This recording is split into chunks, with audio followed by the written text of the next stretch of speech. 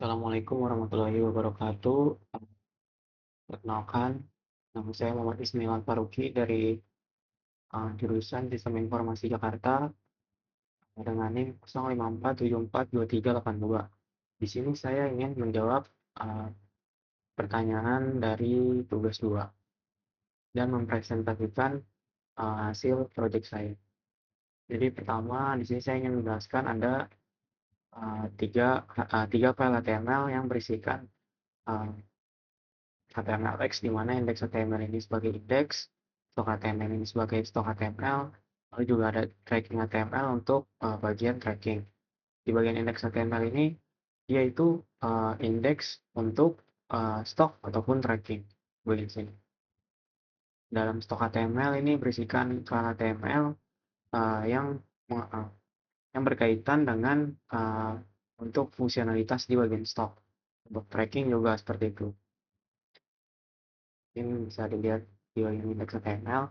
Ini kita di sini bagian bawah, bagian menu, kita ngebuat div menu, di mana di dalam div menu ini ada anchor, di mana anchor ini ngarah ke memiliki href stok HTML. Terus juga di sini anchor kedua itu href yang ngarah ke tracking HTML. Bagian tracking HTML ini seperti ini, bagian stok HTML seperti ini. Nah, untuk logiknya, stok HTML ataupun tracking HTML ada di folder JS, di mana di dalam folder JS ini ada data bahan ajar. Data bahan ajar itu data-data dummy yang udah disediain di soal-soal pada tugas 2, data dummy. Lalu di sini ada stok app.js, di mana stok app.js ini itu isinya adalah logic-logic yang berkaitan dengan stok untuk bagian stok. Lalu juga untuk disclaimer kita menggunakan view tapi menggunakan CDN ya. Jadi di sini kita nggak import package dari view, kita ngebuat kelas baru new view karena menggunakan CDN dari index HTML.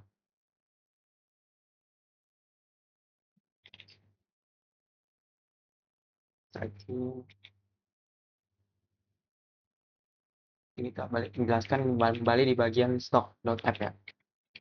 Di bagian ini kita memanggil instance dari view, di mana instance ini di mana kelas ini tuh dia punya banyak properties, pertama L-nya, elemennya, kan elemennya ini diidentifikasi melalui kelas ya.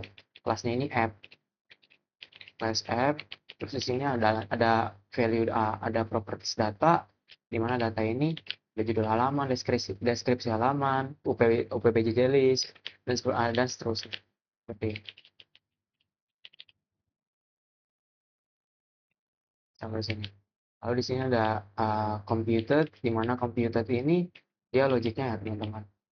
Nah ini ada computed, di dalam computed itu ada berisikan objek, di mana objeknya itu kita tentuin propertiesnya. Di sini ada properties hasil filter, di mana hasil filter ini yaitu function yang berisikan untuk menampilkan hasil-hasil filter.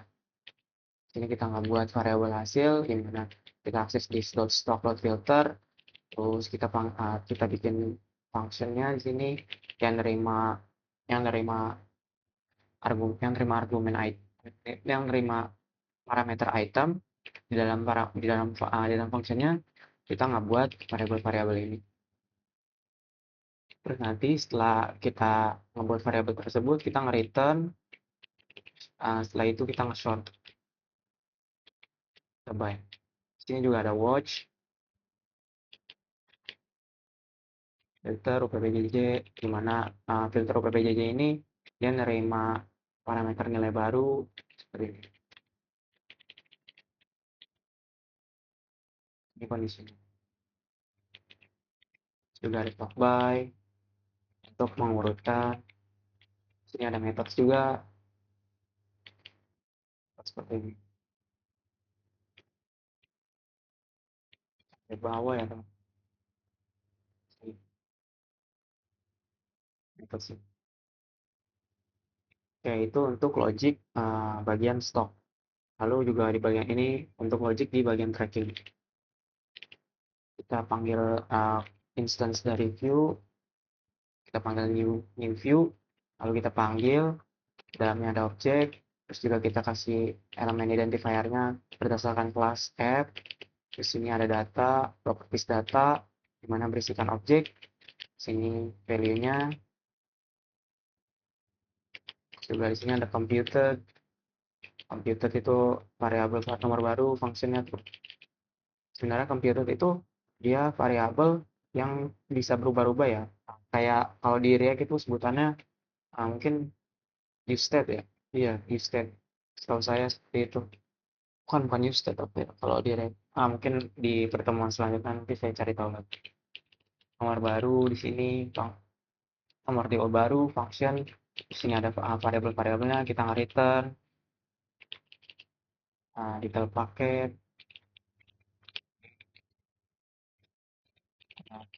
detail paket, dimana dia tuh nyari gitu. Dia nerima parameter item, terus dia ngefiltering kode itu sama nggak sama form paket gitu. Terus setelah itu kita dikembalikan ya di return.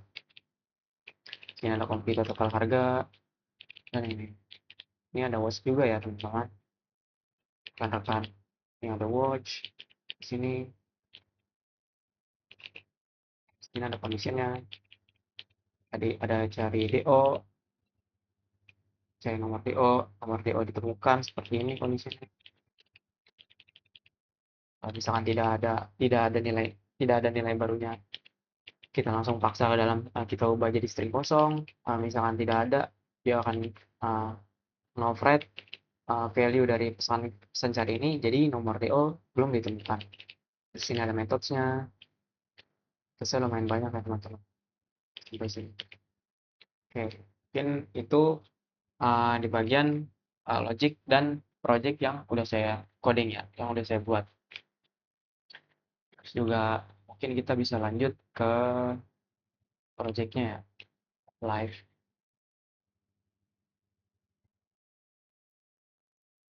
Live, ada teman.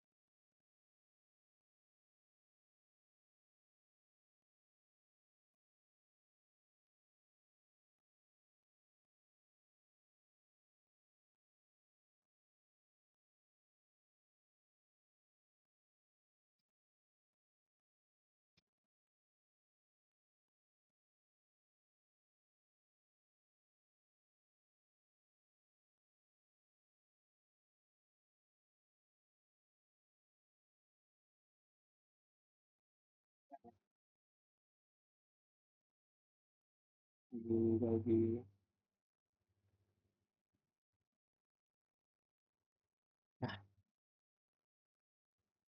jadi itu di sini ada landing page pertamanya, yaitu yang kayak gini, aplikasi pemesanan bahan ajar si Taute. Nah, misalnya kita pengen masuk, kita klik di sini, ya kan? Di sini ada contoh dummy-nya ya, teman-teman. Inisial datanya, inisial data dari data bahan ajar.js yang udah diberikan di tugas 2. Ini di sini kita bisa ngelakuin filtering, misalnya kita filtering Jakarta. Nah, nanti di sini bakalan ngelakuin filtering berdasarkan UT daerah dari Jakarta. Seperti itu. Nah, di sini kita bisa juga nambah data bahan ajar. Misalkan contohnya 5, 4, 1, 1, 6. Aku lihat contohnya, contoh saja ya. Dari ekonomi, MK wajib, dari Jakarta.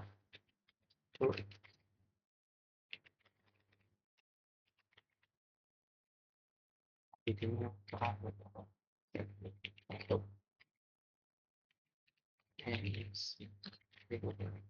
tambahkan data. Nah, di sini dia bakalan ketambah ECMA 4116 ini ya, ECMA 4116 yang wajib Jakarta F111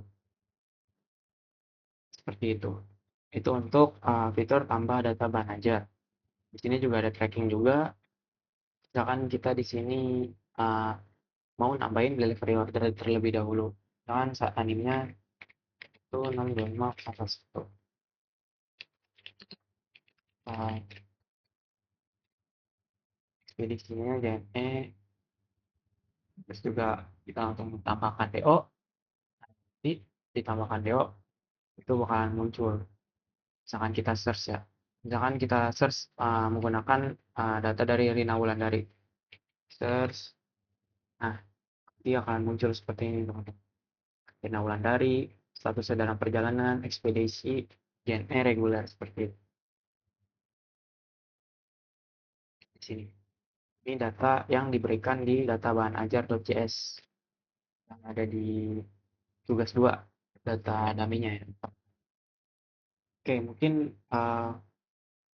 sekian dari saya untuk presentasi mengenai tugas 2. Kurang lebihnya mohon maaf. Wassalamualaikum warahmatullahi wabarakatuh.